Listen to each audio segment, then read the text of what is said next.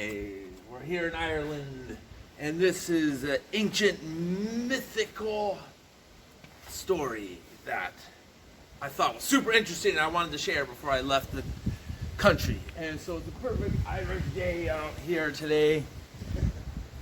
It's a perfect time to make a video. Cloudy weather, cool, and this is an Irish military base. So this is a story of the ancient origins, potentially. You know, all myths, I believe, have some truth to it. I'll explain why in a minute. But this is the story, ancient origins of Ireland, that comes from around 3,500 to 1,000 BC-ish time.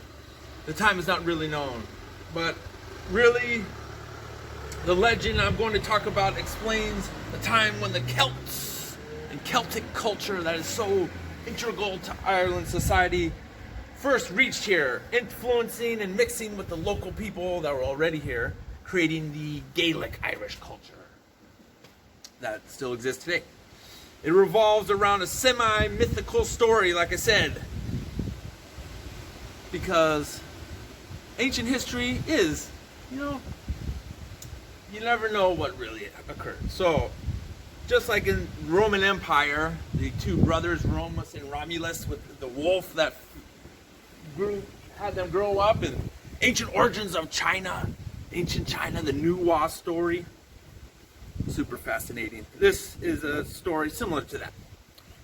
So there's varying degrees of truth in these ancient times. A lot of legendary oral traditions. This is about a man named King Milesian, also known as. His original name might have been Gaidhul, which means green gale. And that is the origin word for the word Gaelic. So his name is the origins of the word Gaelic. This man I'm going to tell you about. He is thought of as the father of Irish culture. And really, his large extended family, I'm going to get into in a second, is the father of Irish culture. There's a good example of the Gaelic language. So come on to the hill and let's learn about it. Okay, so we're here now in 2020, Cork, Ireland, Munster, Southern Ireland. But back in the story we're talking about, Ireland was much different. Ireland was almost completely forested, and there was only a lot of small communities with these dug up houses, people that were here for many tens of thousands of years. So back to King Melisius, I've heard various different tellings of this legendary story, so this is what I got out of it. It's super fascinating, involves much of the known world at the time. So I say it happened sometime around 2000 to 1000 BC. So because of the different names and events involved, some scholars think it could be back as far back as 3500 BC. So we're talking the time around Stonehenge being built in England, ancient Egypt, Pharaohs building pyramids, the Shang dynasty, ancient China, Shang dynasty, the beginnings of Chinese writing were happening in other places in the world at this time. So different stories again.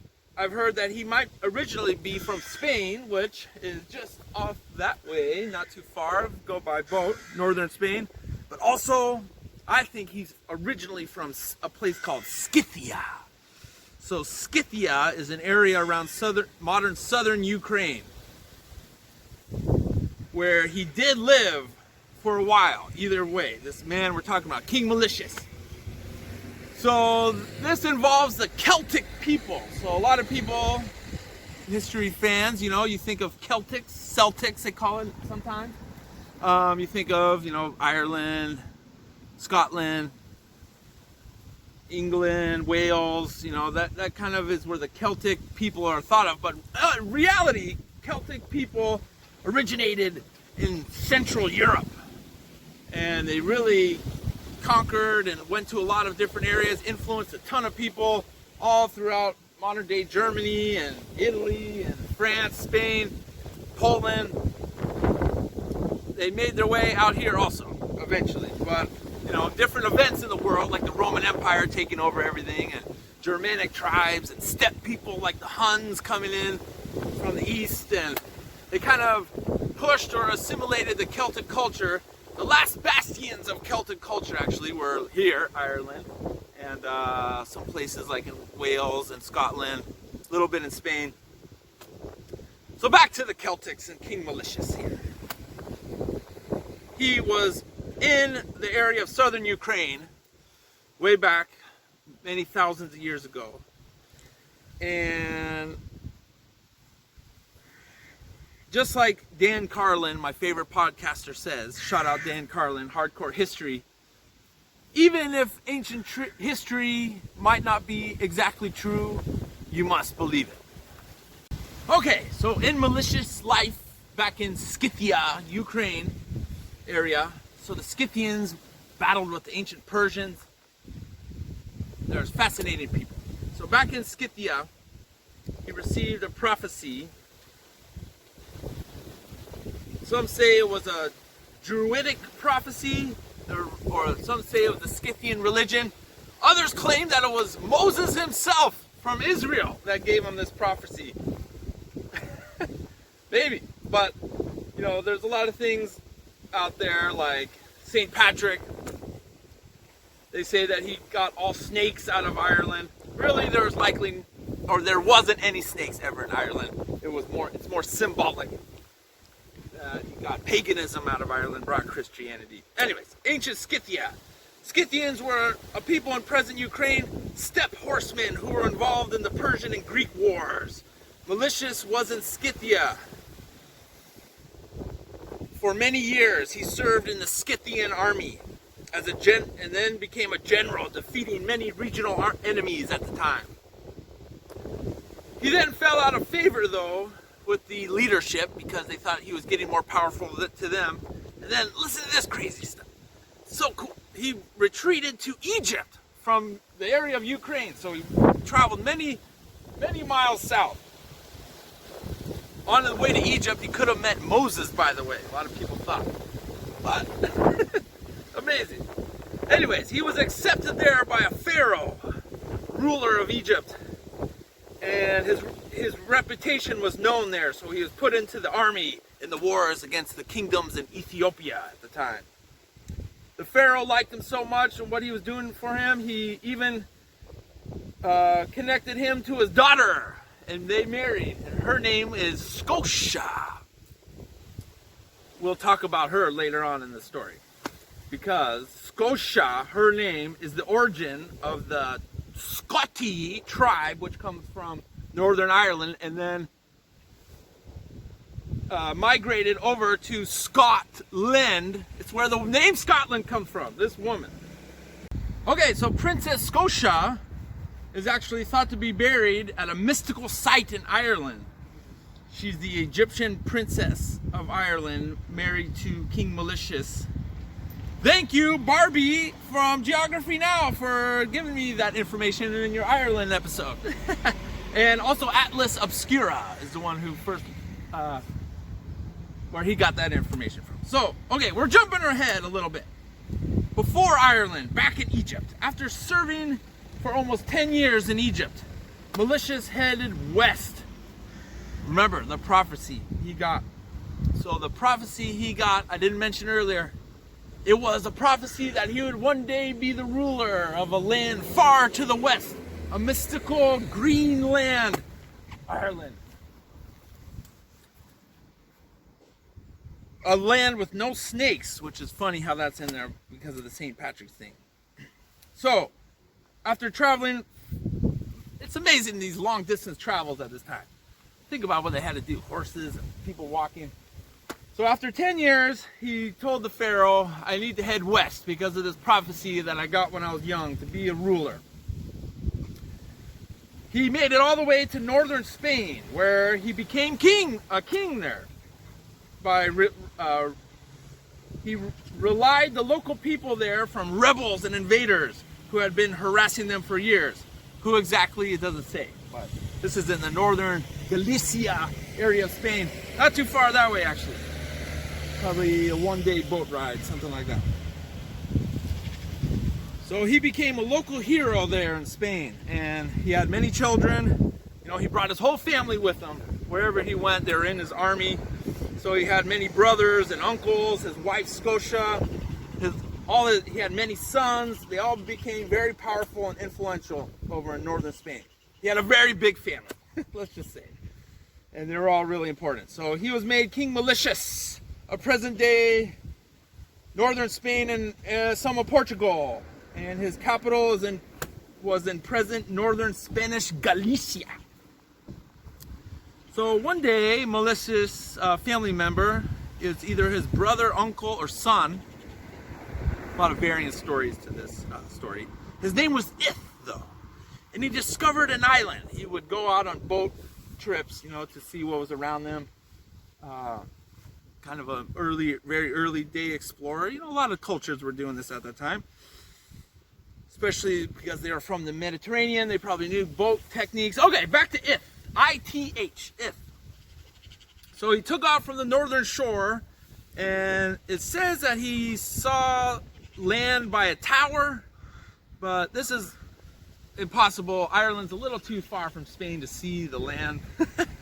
Likely he sailed by it and said, whoa, there's some land there, let's go check it out. Nonetheless, this was the land of Ireland, where I'm standing right now. You know what his family member thought of? He thought of that old prophecy. This must be the land to the west that was prophesied to his father or brother, Melisius, the king of the area. He went back to Spain, told Melisius about this land he saw, and Melisius sent him and a small force out to Ireland, where they bounced around the island, went up the coast around here, and all the way up to Dublin, Northern Ireland. They met a bunch of locals and leaders, and overall were received very well.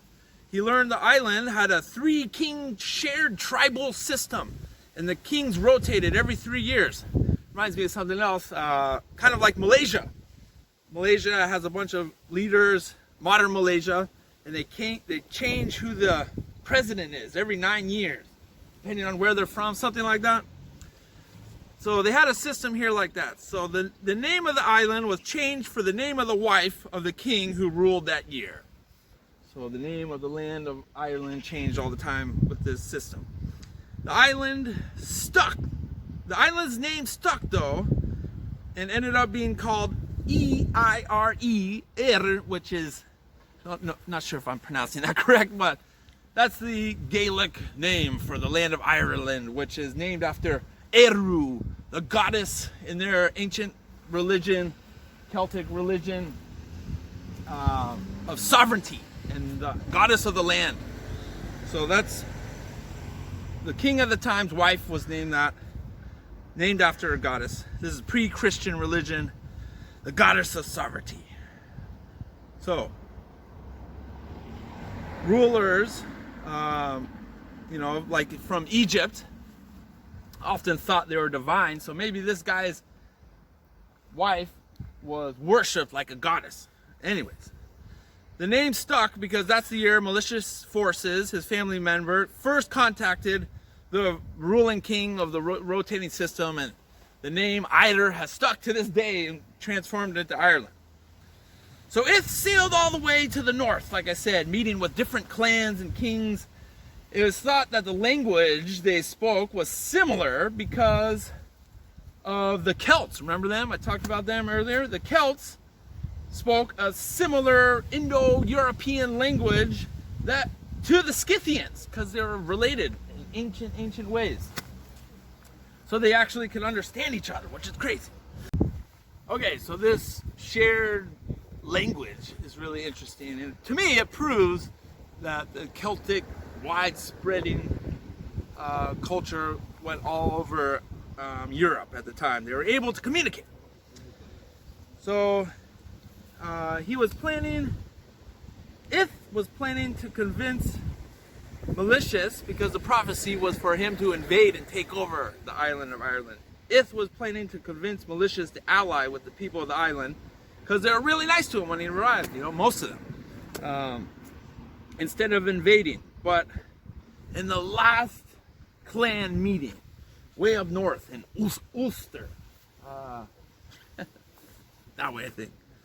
Way up north in Ulster. After having a great meeting with the local clan leaders, Ith was heading back to his ship from his last stop before heading back to Spain. And the two clan leading brothers were weary of these incomers. And right after they left, they had, big feast and party and made friends like he did with a lot of the other Irish. The brothers sent out assassins and they killed Ith on his way back to his ship. These local peoples there were known as the semi-mythical, magical Tuatha Dé Danann, the people of the goddess. Whoa. So they killed poor Ith. He made all these friends, never got back to tell his dad. But some of Ith's forces escaped with his body, and they headed back to northern Spain, to King Melisius.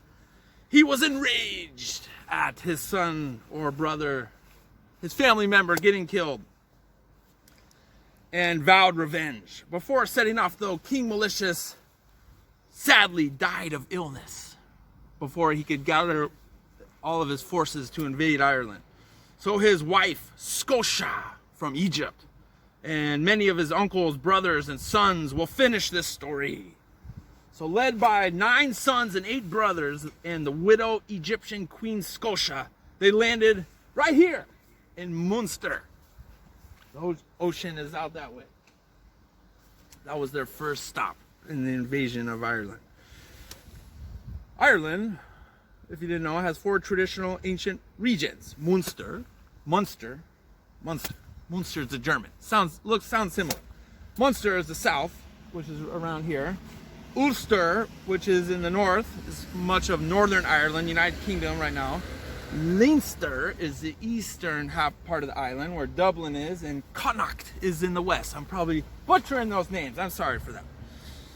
All right, back to the story. So before landing through, though, with their attack ships, on the way to landing here on the shores, the sorcerers of Tuatha Dé Danann, they did all types of spells and sorcery, causing a bunch of storms.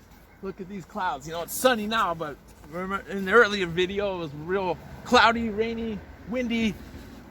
The weather of Ireland is notorious.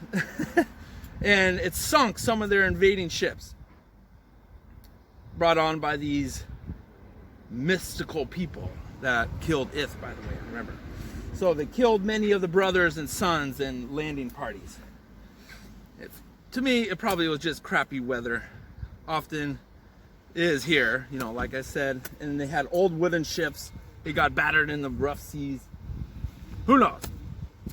The survivors, though, regrouped and landed here in Munster, invaded all the island, winning many battles, and they, likely aligned with rival clans to take out this person, take out that person. This happened a lot later in Irish history in the Viking and Norman times, where one clan didn't like another, so they aligned with the Vikings to take out the other guy, and this and that and that. That probably happened way back in these times too. So it was a long fought out battles with aligning Irish clans to take over these Tuatha people, especially up into the north. Even Queen Scota died in one of these battles, the Egyptian princess. Very sad. Oh, you want to hear the story, buddy? Okay. So that's where the tomb is where she fell in battle. The queen from Egypt, the Pharaoh's daughter, and the origin of the Scottish names, Queen Scota. But 3 of his sons avenged their father and their mother's deaths and were victorious and finished the job, conquered all of Ireland. They divided up the island into 3 kingdoms. One of the sons, maybe one of his grandsons, of Melisius was named Ir, where Ireland gets its name from.